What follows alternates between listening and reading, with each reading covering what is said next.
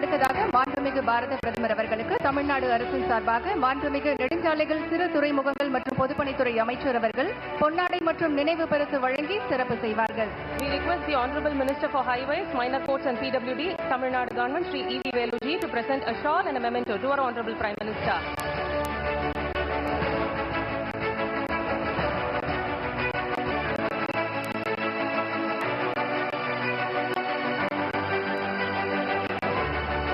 நன்றி ஐயா. இப்போது மாண்புமிகு மத்திய தகவல் ஒலிபரப்புத்துறை இணை அமைச்சர் டாக்டர் எல் முருகன் அவர்களை வரவேற்புரையாற்ற அன்புடன் அழைக்கின்றோம். We now invite our Honorable Minister of State, Information and Broadcasting, Dr. L. Murugan ji, to deliver the welcome address. Bharat மாதா கி. மதுரையில் அரசு நிகழ்ச்சியில் பிரதமர் மோடி கலந்து கொண்டிருக்கக்கூடிய நிலையில் பல்வேறு திட்டங்களையும் தொடங்கி வைத்திருக்கிறார். விவரங்களோடு நமது செய்தியாளர் ரஃபீக் ராஜா இணைந்திருக்கிறார். ரஃபீக் ராஜா, விவரங்கள். நிச்சயமாக தமிழகத்தில் இன்னும் ஓரிரு மாதங்களில் சட்டமன்ற தேர்தல் நடைபெறவுள்ள நிலையில் தமிழக அனைத்து கட்சிகளும் தற்போது தேர்தலுக்கான அனைத்து ஆயுத பணிகளையும் மேற்கொண்டு வருகின்றன.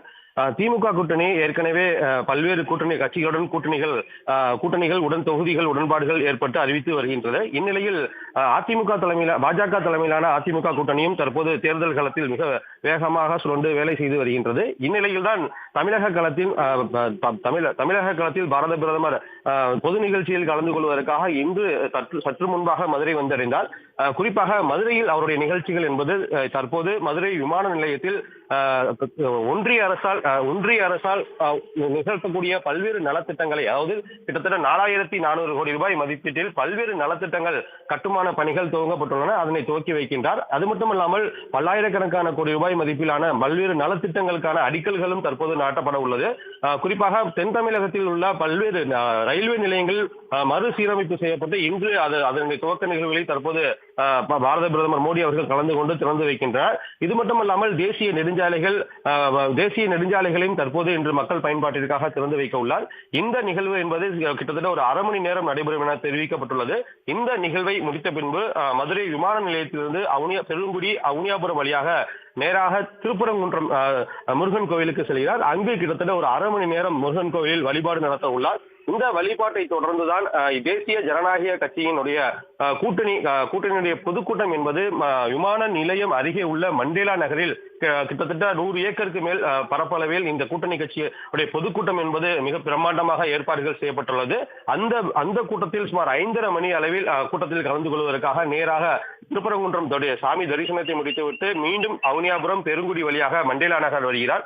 மண்டேலா நகரில் நடைபெறக்கூடிய இந்த பொதுக்கூட்டத்தில் அதிமுக, பாரதிய ஜனதா கட்சியினுடைய கூட்டணி கட்சி தலைவர்கள், அனைத்து கூட்டணி கட்சி தலைவர்களும் மோடி அவர்களுடன் மேடை ஏறுகின்றனர். இங்கு கிட்டத்தட்ட ஒரு அரை மணி நேரம் தனது சிறப்புரை ஆற்ற உள்ளார்.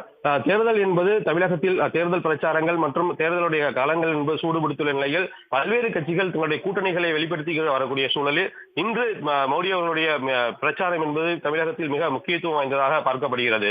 இதனை முடித்துக் கொண்டு நேரடியாக விமான நிலையம் வந்து டெல்லி செல்ல உள்ளார். நிச்சயமாக. தற்போதைய விவரங்களுக்கு நன்றி ரஃபீக் ராஜா. உடனுக்குடன் செய்திகளை தெரிந்து கொள்ள சன் நியூஸ் பெல் ஐகானை கிளிக் பண்ணுங்க.